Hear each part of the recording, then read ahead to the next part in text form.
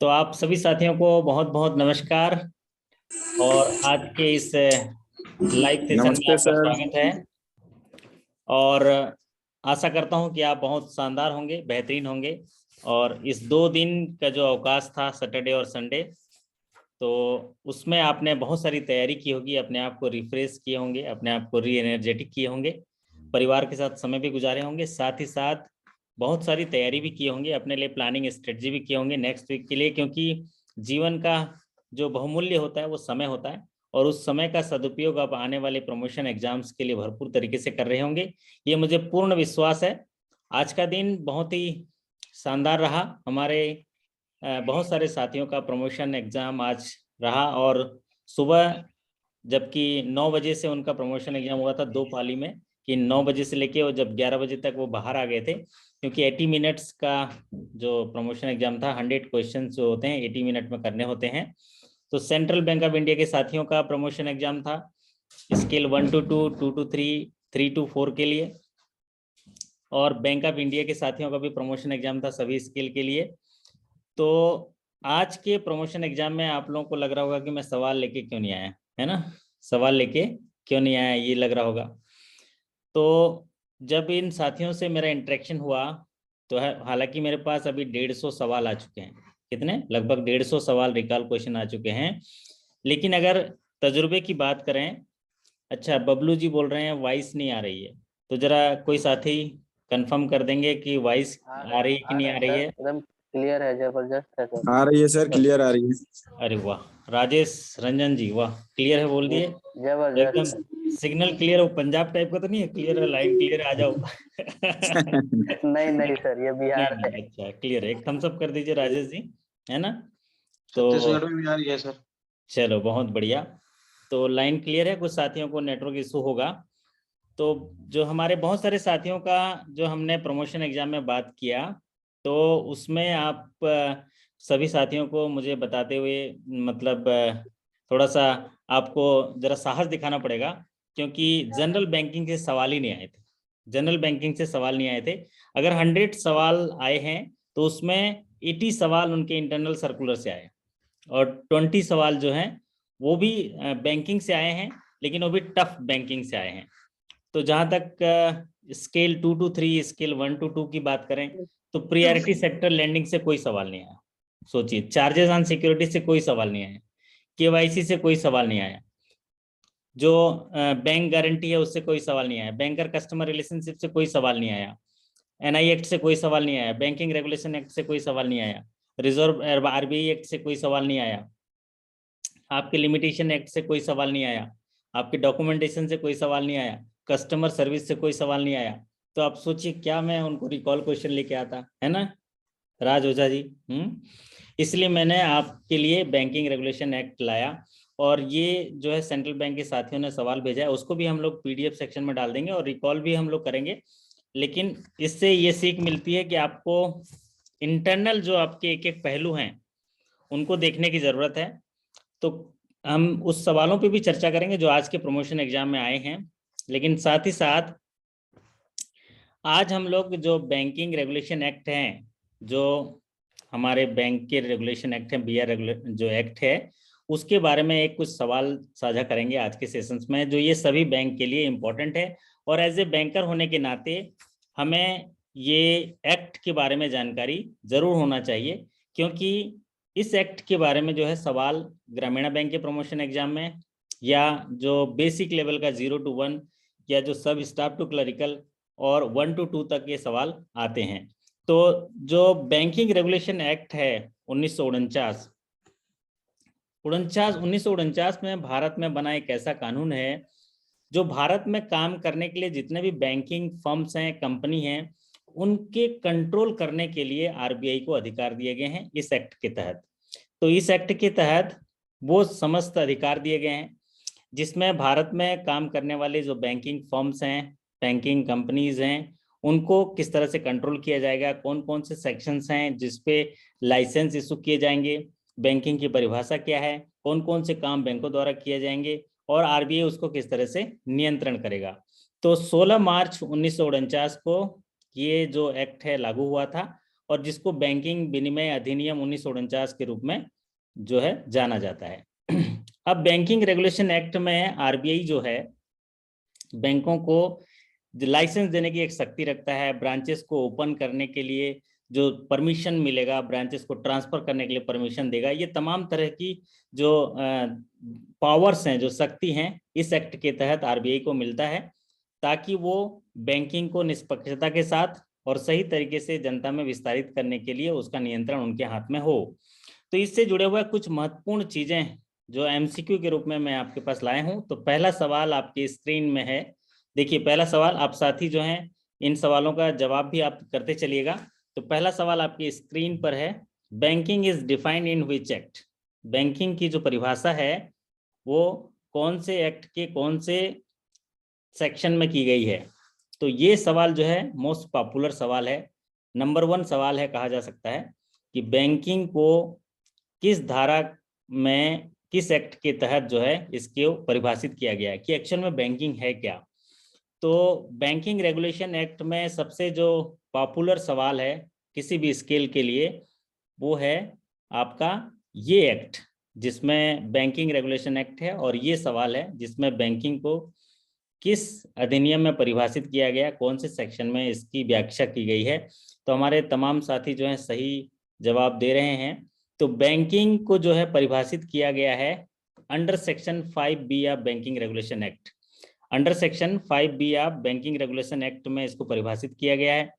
और ये जो बैंकिंग रेगुलेशन एक्ट है 5B जो सेक्शन है, इस 5B के तहत जो बैंकिंग की परिभाषा जो बताई गई है वो ये कि बैंकिंग जो है पब्लिक से डिपॉजिट एक्सेप्ट करना और उनको यथाविधि समय के अनुसार उसी भुगतान के रूप में उसकी आवश्यकता के अनुसार उनको प्रदाय करना, साथ ही साथ उस डिपॉजिट को लोन के रूप में डिप्लॉय करना, ये अधिकार दिया, पब्लिक से डिपॉजिट लेना और उसी पैसे को जरूरतमंद लोगों को वित्त पोषण करना, ये बैंकिंग की परिभाषा है। और इसकी व्याख्या जो की गई है वो कहाँ की गई है? बैंकिंग रेगुलेशन एक्ट के 5B में की गई है। तो ये महत्वपूर्ण चीज है एज ए बैंकर जानने के लिए भी, और एग्जाम के दृष्टिकोण से भी ये सबसे महत्वपूर्ण है कि बैंकिंग की परिभाषा जो है अंडर सेक्शन 5B या बैंकिंग रेगुलेशन एक्ट 1949 में की गई है। चलिए अब बढ़ते हैं दूसरे सवाल पर। दूसरा सवाल आपकी स्क्रीन पर देखिए।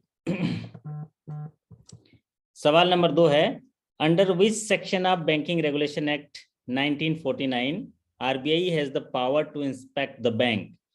बैंकिंग रेगुलेशन एक्ट जो आरबीआई को एक नियंत्रण शक्ति देता है, तो उसका कौन सा सेक्शन है जिसके तहत जो है आरबीआई जो है उनको पावर मिलता है कि किसी भी बैंक का वो निरीक्षण कर सकते हैं, उनका इंस्पेक्शन कर सकते हैं, और उनमें अनियमितताएं हैं तो उनके खिलाफ जो है एक्शन ले सकते हैं। तो under which section of banking regulation act RBI has the power to inspect the bank? Banking regulation अधिनियम, बैंकिंग विनिमय अधिनियम 1949 की किस धारा के तहत आरबीआई के पास बैंकों को निरीक्षण करने का अधिकार होता है, ये सवाल पूछा गया है। तो हमारे तमाम साथी यहाँ पर जो है इसका सही उत्तर दे रहे हैं, और इसका सही उत्तर है under section 35 of banking regulation act 1949।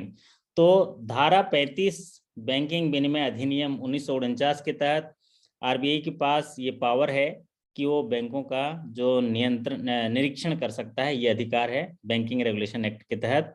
तो यहाँ पर क्या उसका उत्तर होगा? अंडर सेक्शन 35 जो है आप बैंकिंग रेगुलेशन एक्ट।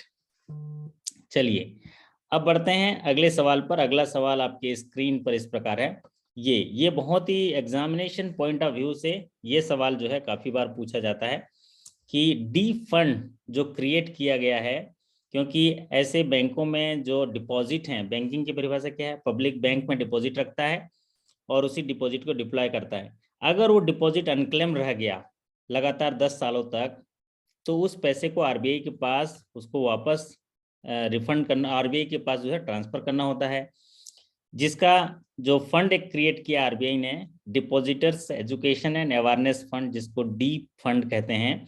अगर कोई डिपॉजिट 10 सालों तक अगर वो अनक्लेम्ड रह गया, किसी ने उसका डिमांड नहीं किया, तो उस राशि को जो है वहां पर आरबीआई को ट्रांसफर करना होता है। तो ये जो किस धारा के तहत इसकी व्याख्या की गई है, या इसका दिशा निर्देश जारी किया गया है। तो deep fund is created under which section of which act. तो डीप फंड किस अधिनियम की किस धारा के तहत बनाया गया है? Under section 26A of banking regulation act. Under section 26A of banking regulation act के तहत ये जो है ये आरबीआई ने दिशा निर्देश जारी किए हैं कि इस सेक्शन के तहत अगर 10 सालों तक अगर वो अनक्लेम डिपॉजिट रहा तो उस राशि को जो है वो आरबीआई को ट्रांसफर करना होता है, और जब भी क्लेम करने की बात क्लेम की जाती है तो उस पैसे को फिर दिया जाता है, जिस पर 3% का ब्याज दिया जाता है डीप फंड में। पहले ये 3.5% था, अब वो 3% हो गया। तो यहाँ पर याद रहेगा under section 26A of banking regulation act. चलिए अब बात करते हैं अगले सवाल पर।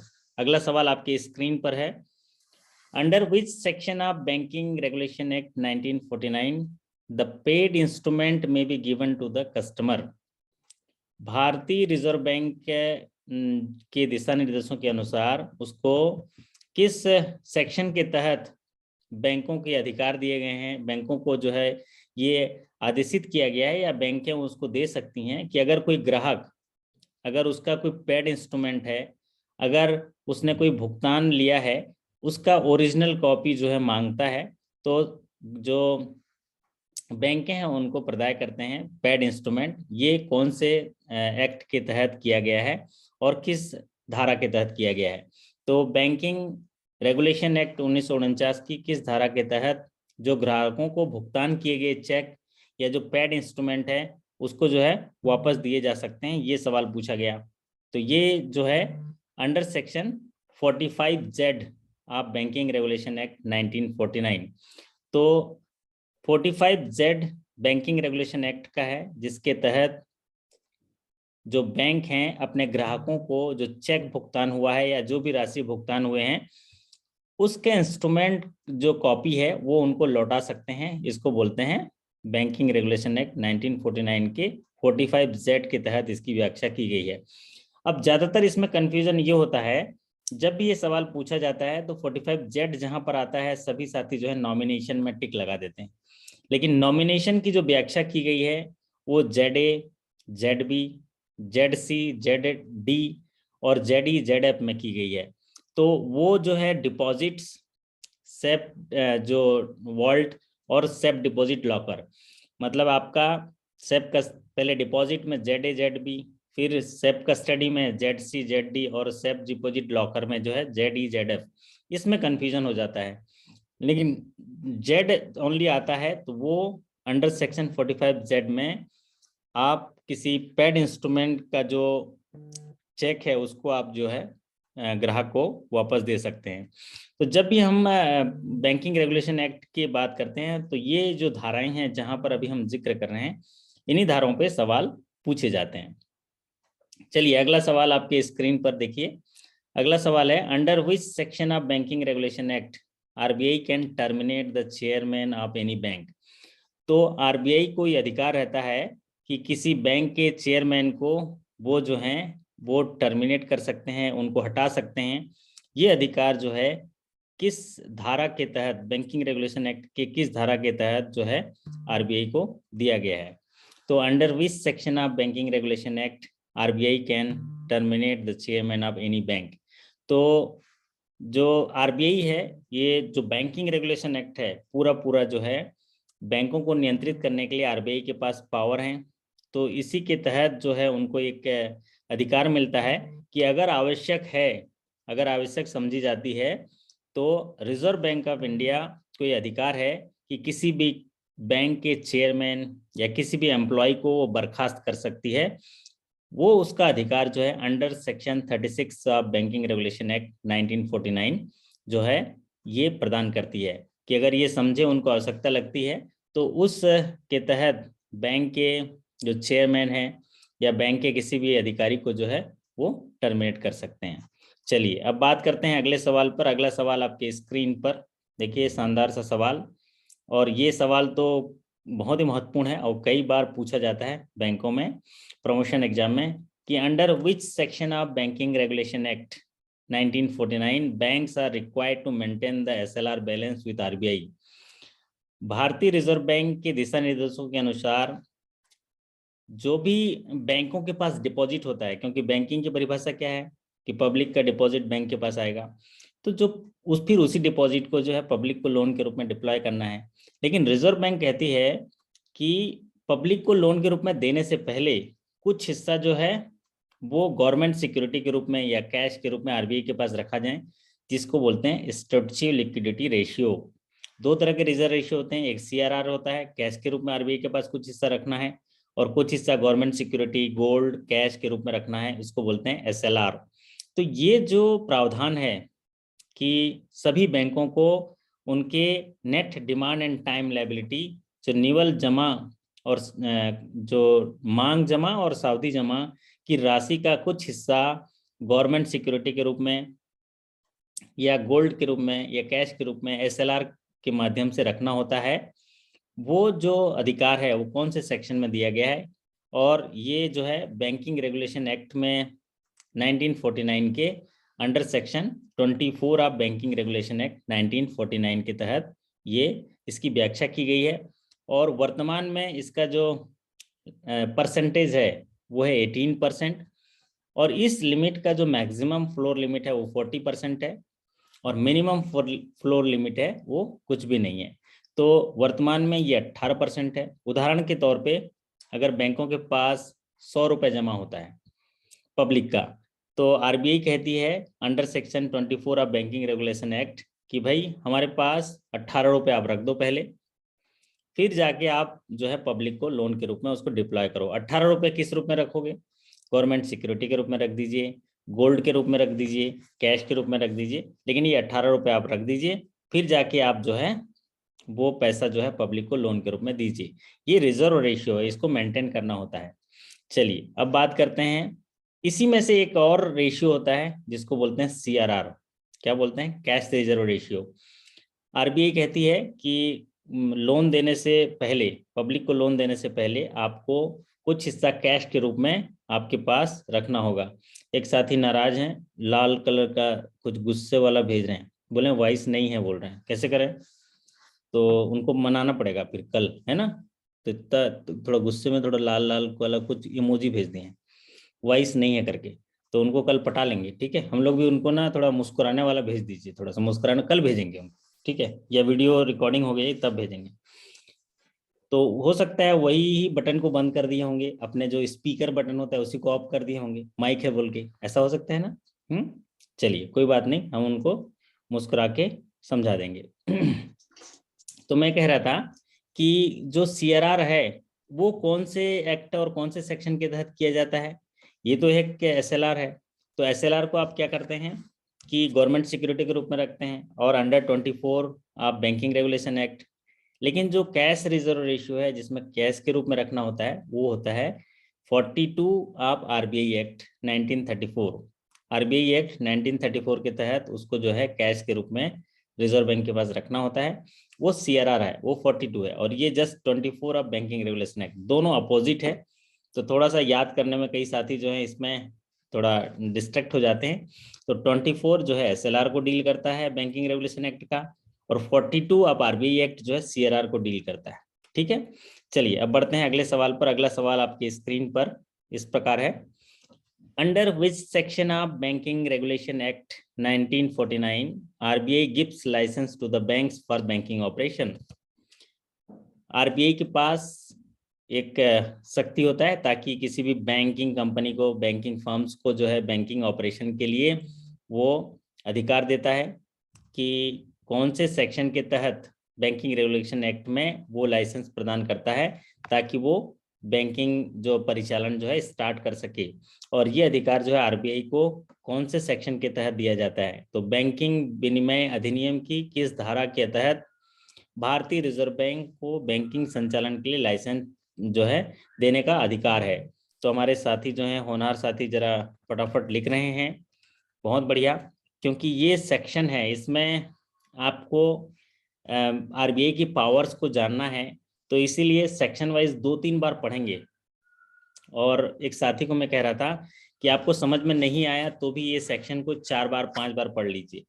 और इसका एक फंडा है, अगर 7 बार आप कंटिन्यूअस पढ़ लेते हैं 7 बार तो आपको ये सारी चीज़ें याद होने लगती हैं, क्योंकि आपके पास एक मस्तिष्क है बहुत ही ज़बरदस्त। अगर बार बार कोई चीज़ें वहाँ पर जाती हैं ना, तो वो जो है वहाँ पर से सेलेक्ट करके आपको सही आंसर बता देता है। वो क्या करता है, ज़्यादातर जो बार गया हुआ है उसी चीज़ को वो आपको रिफ्लेक्ट कर देता है। तो under section 22 of banking regulation act 1949, जिसके तहत आरबीआई जो है वो बैंकों को लाइसेंस प्रदान करता है बैंकिंग संचालन के लिए। तो ये हुआ इम्पोर्टेंट, है ना। एक फिर होता है जो 22 के तहत जो ये आदेश देता है कि जिसमें बैंकों को व्यवसाय करने की लाइसेंस देता है। फिर एक और होता है, अगर नई शाखा खोलना है या आपके स्थानांतरित करनी है तो उसके लिए कौन से सेक्शन में डील किया जाता है। तो under which section of banking regulation act permission is to be taken from RBI before opening transfer of the bank branches।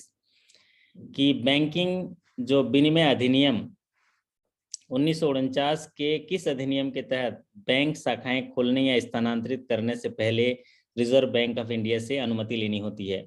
तो एक तो हुआ अंडर सेक्शन 22 में लाइसेंस देना बैंकिंग परिचालन के लिए। दूसरा होता है अगर शाखा खोलने या वहाँ ट्रांसफर करने के लिए जो अनुमति दी जाती है वो कौन से एक्ट के तहत है। तो ये जो अनुमति दी जाती है वो बैंकिंग रेगुलेशन एक्ट के अंडर सेक्शन 23, अंडर सेक्शन 23 या बैंकिंग रेगुलेशन एक्ट, जिसके तहत रिजर्व बैंक से परमिशन लेना होता है अगर आप कोई शाखा को स्थानांतरित कर रहे हैं या नई शाखा खोल रहे हैं। तो ये जो एक्ट है बैंकिंग रेगुलेशन एक्ट, उसके सेक्शन 23 में इसकी व्याख्या की गई है कि इस 23 सेक्शन के तहत आरबीआई को पावर है कि वो बैंक को अपनी शाखाएं स्थानांतरित करने के लिए या नई शाखाएं खोलने के लिए वह अनुमति लेनी होती है। चलिए, अब इसके बाद एक सेक्शन 24 भी होता है। सेक्शन 24 जो होता है वो आपका जो अभी हमने डिस्कस किया सेक्शन 24 कि पैसा जो बैंक के पास होता है net demand and time liability, उसका हिस्सा जो है गवर्नमेंट सिक्योरिटी के रूप में रखना होता है, जिसको एसएलआर कहते हैं। मैक्सिमम फ्लोर लिमिट 40 है। तो 23 क्या है, शाखाओं के ट्रांसफर या स्थान जो है स्थानांतरित करने या शाखा खोलने के लिए ये 23, 24 जो है एसएलआर से जुड़ा हुआ है। चलिए अब बात करते हैं अगला सवाल आपकी स्क्रीन पर देखिए। Under which section of banking regulation act bank can not grant loan against their own shares. Banking regulation act के किस धारा के तहत बैंक अपने स्वयं के शेयरों पर ऋण नहीं दे सकता। क्योंकि बैंक का खुद का शेयर है, उसके अगेंस्ट और लोन मतलब खुद के जो शेयर्स हैं उस पर लोन नहीं दे सकता। ये कौन से धारा में इसकी व्याख्या की गई है। Bank can not grant loan against their own shares. तो बैंक जो है अपने ओन शेयर्स के अगेंस्ट लोन नहीं दे सकते और इसकी व्याख्या की गई है, इसके लिए आदेश दिए गए हैं under section 20 of the banking regulation act 1949। तो बैंकिंग रेगुलेशन एक्ट जो 20 है उसमें रिजर्व बैंक ने ये दिशा निर्देश दिए हैं कि कोई भी बैंक जो है अपने जो शेयर हैं उसको गिरवी में रख के लोन नहीं दे सकते। तो ये है अंडर विच सेक्शन, ये under section 20 of the banking regulation act. अब बढ़ते हैं अगले सवाल पर। अगला सवाल आपकी स्क्रीन पर देखिए, ये जो है सेक्शन सवाल नंबर 10, ये भी पूछा गया है कि भारतीय रिजर्व बैंक द्वारा जो बैंक ब्याज दर तय करती है बैंकों के लिए, तो उस ब्याज दरों से संबंधित दिशा निर्देश जारी करते हैं वो किस धारा के तहत उनको ये अधिकार मिला है रिजर्व बैंक ऑफ इंडिया को कि उसके तहत जो है बैंकों को दिशा निर्देश जारी करते हैं। Under which section of banking regulation act RBI can issue guideline to banks related to interest rate decided by bank. क्योंकि इंटरेस्ट रेट जो लोन में है वो बैंक डिसाइड करते हैं, साथ ही साथ डिपॉजिट में जो रेट हैं वो बैंक डिसाइड करते हैं। तो ये जो अधिकार है रिजर्व बैंक जो है किसके द्वारा दिशा निर्देश द्वारा जारी किया गया है, बैंकिंग रेगुलेशन एक्ट के। और ये जो एडवांस में जो इंटरेस्ट रेट डिसाइड किए जाते हैं बैंकों द्वारा, तो एडवांस हो गया आपके, उसमें बैंक द्वारा डिसाइड किए जाते हैं, क्योंकि जो रिजर्व रेशियो हैं और जो बैंक रेट्स वगैरह हैं उनको छोड़ के और एक DRI लोन को छोड़ के बाकी जो interest rate decided by bank होते हैं। तो ये जो अधिकार हैं वो कब दिए गए हैं? वो under section 21 of banking regulation act 1949। यहाँ पर कुछ साथी 21A लिख रहे हैं, शिव पटेल जी वगैरह। तो 21A जो है, 21A वो है कि अगर बैंक ने जो रेट डिसाइड किया है उसको जो है कोर्ट में क्लेम नहीं कर सकता है, वो जो है कोर्ट में क्लेम नहीं कर सकता है, वो है 21A। यहाँ क्या है, 21 के तहत बैंकों को ये अधिकार है कि वो अपने इंटरेस्ट रेट खुद डिसाइड कर सकते हैं और ये अधिकार रिजर्व बैंक देता है। अब 21A ये है कि 21A में क्या है, ये 1984 के बाद एक कोर्ट का फैसला आया, तो उसमें ये है कि बैंकों द्वारा जो ब्याज लगाया गया है वो अदालत की जांच का विषय नहीं है। अगर बैंक ने जो ब्याज लगाया है वो अदालत के जांच का विषय नहीं है, वो 21A है। ठीक है, तो ये बैंकिंग रेगुलेशन एक्ट के जो ये 10 सवाल जो हमने यहाँ पर लिए हैं, तो ये इम्पोर्टेंट 10 सवाल हैं आज जो हमने बैंकिंग रेगुलेशन एक्ट में। वैसे तो और भी चीज़ें हैं बैंकिंग रेगुलेशन एक्ट में, लेकिन जो इम्पोर्टेंट चीज़ें हैं हमने इसको कवर किया है। अगर इन 10 एक्ट को आप याद कर पाते हैं, इसका PDF भी मैं आपके लॉगिन सेक्शन में अपलोड कर दूंगा। और ये वीडियो कुछ साथी जुड़ नहीं पाए हैं तो उनको वीडियो भी थोड़ी देर में रिकॉर्डिंग जो है अवेलेबल करा दूंगा। अभी आज के सेशंस में हम लोग इन 10 सेक्शन पे बात किए हैं, अभी के लिए इतना ही। आज थोड़ी देर बाद हम लोग एक सेशन और करेंगे जिसमें आज के रिकॉल क्वेश्चन पे चर्चा करेंगे। वो करेंगे हम 11:30 बजे, 11:30 बजे सेशंस करेंगे, वो 1 घंटे का रहेगा। और उस सेशन में हम आज जो प्रमोशन एग्जाम में सवाल आए हैं उसी पर चर्चा करेंगे। तो आज के सेशन के लिए इतना ही, अभी हम लोग ये सेशन यहीं समाप्त करेंगे। और देखते हैं अगर जो कुछ साथी जुड़े हैं जो आज प्रमोशन एग्जाम में भाग लिए हैं तो उनसे बात करने की कोशिश करेंगे। देखता हूँ जरा कि आज के सेशंस में अगर वो जुड़े हैं तो इनका देख लेता हूँ। कुछ साथी अगर कोई जुड़े हैं तो जरा कंफर्म करें, क्योंकि काफ़ी लोग हैं, ऐसे देख पाना मुश्किल है। लेकिन आज के प्रमोशन एग्जाम के अगर साथ हो सकता है नहीं जुड़े हों, हो सकता है अपने घर भी नहीं पहुँचे हों, है ना। तो हाँ सही बोल रहे हैं हमारे, है ना। उमेद जी बोल रहे हैं ठीक है ठीक है, अपना भी नंबर आएगा बोल रहे हैं। उमेद सिंह जी बोल रहे हैं आएगा आएगा, अपना भी नंबर आएगा, है 2 दिन बाद, है ना उमेद जी। ठीक है, हाँ जी सर, मंगलवार को आएगा सर। हाँ है ना, आज मंगलवार है ना। जी सर, जी सर। तो बढ़िया हो जाएगा, मंगलवार के दिन आप ऊर्जा मिलेगा हनुमान जी का, जी सर, और जी सर। बहुत ही नई शक्ति के साथ आप जो है कर पाएंगे। जी और सर। आज के जो सवाल आए हैं लगभग 150 सवाल आए हैं जो आज प्रमोशन एग्जाम हुआ, लेकिन वो काफ़ी डिफिकल्ट हैं, इंटरनल से जुड़े हुए आए हैं। फिर भी हम उसको चर्चा करेंगे 1 घंटे के बाद। थोड़ा सा डिनर विनर करे हैं तो कर लीजिए, नहीं करे हैं तो कर लीजिए, फिर हम लोग 1 घंटे सर। बाद फिर मुलाकात करेंगे, है ना।